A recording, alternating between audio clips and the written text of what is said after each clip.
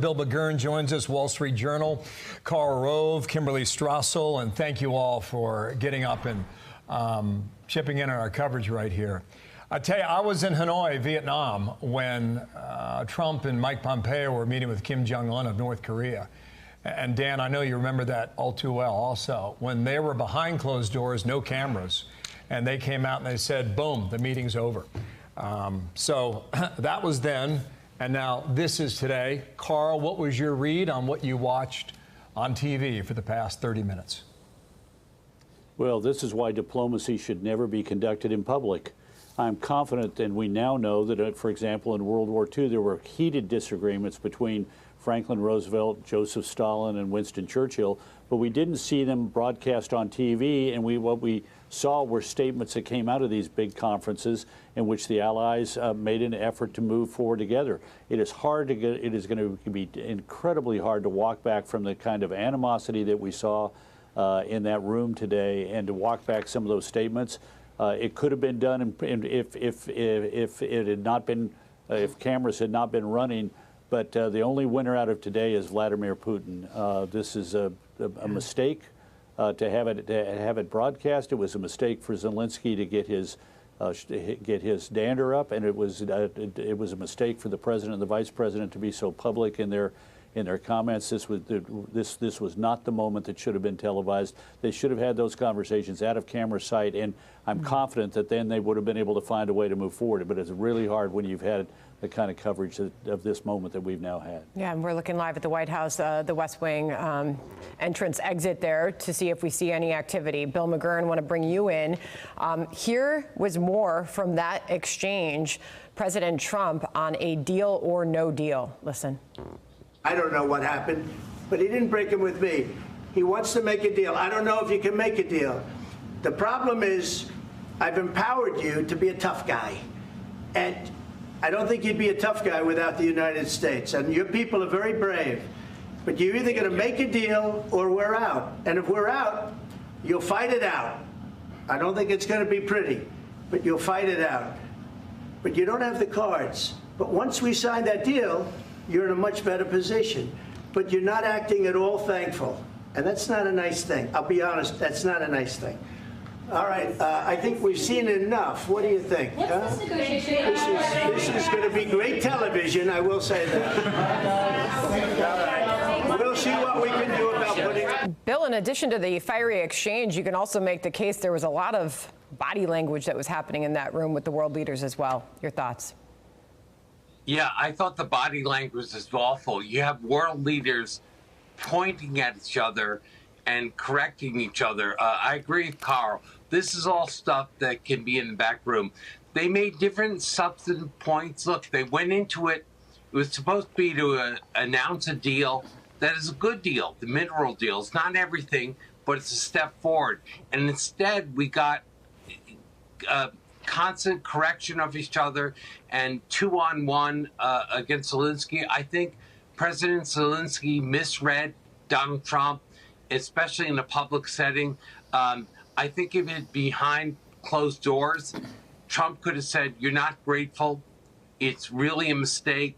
And it would have gone over better. But there's a president fighting for his country in front of cameras. He knows Putin's watching it. His own countrymen are watching it. So when that happens, leaders get trapped by their environment.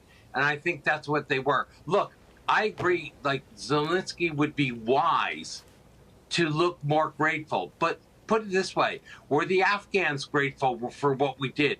Could Biden get away with saying, well, we abandoned them because they weren't grateful? No, the interests are much larger than that. So I thought it was very unfortunate, and I don't know how they walk this back. Well, we'll see. There's still time. It's not even 1:30 in the afternoon. And being on Trump time, things can move pretty quickly. Kimberly, jump on in here. Where do you guess things go next?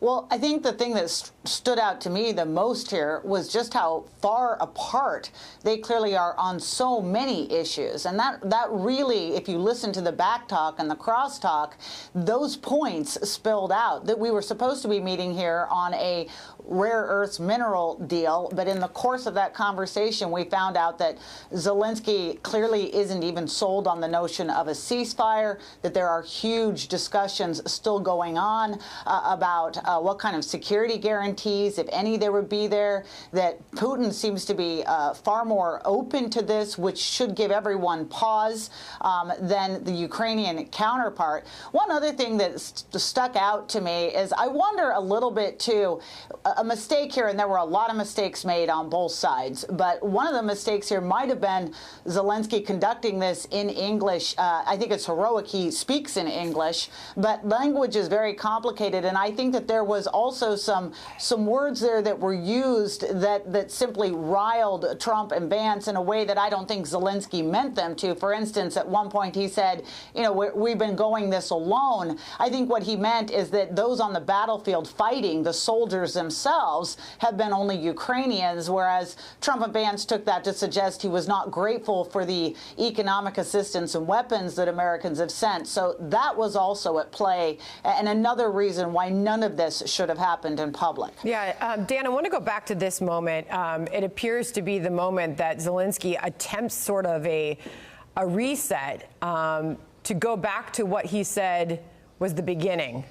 Listen here, more from the exchange. Let's start from the beginning. Sure. First of all, during the war, everybody has problems. Even you, but you have nice ocean and don't feel now, but you will feel it in the future. God bless. You don't know that. God bless. You don't God know bless. that. You will not have a war. Don't tell us what we're going to feel. We're trying to solve a problem. Don't tell us what we're going to feel. I'm not telling you. Because I'm you're in no answering on this position to question. dictate that. That's exactly Remember what this. you're doing. You're in no position to dictate what we're going to feel. We're going to feel very good. You will feel influence. We're going to feel very good and very strong. You will feel influence. You're right now not in a very good position. You've allowed yourself to be in a very bad position, and he happens to be right about it. From the very beginning of the war. Dan, there were moments where this felt like it went from bad to worse. Yeah, and Kim makes a really good point about the language. I've been in a lot of these sorts of diplomatic discussions, and the idea that you have a translator there gives both sides to think a little bit before they speak and dial down, if necessary, the tension in the room. And it also allows both presidents to convey what they like with a lot of nuance. I think that was a challenge in this case for President Zelenskyy, and it was hard for him maybe to express what he really wanted to express in English. And when it comes to gratitude, he could have dialed it down by saying, look, a couple of years ago I addressed the U.S. Congress and thanked the U.S. Congress and the American people, and since then I've been very grateful. But I think the fact that he had to speak in English, not his native language, presented additional problems.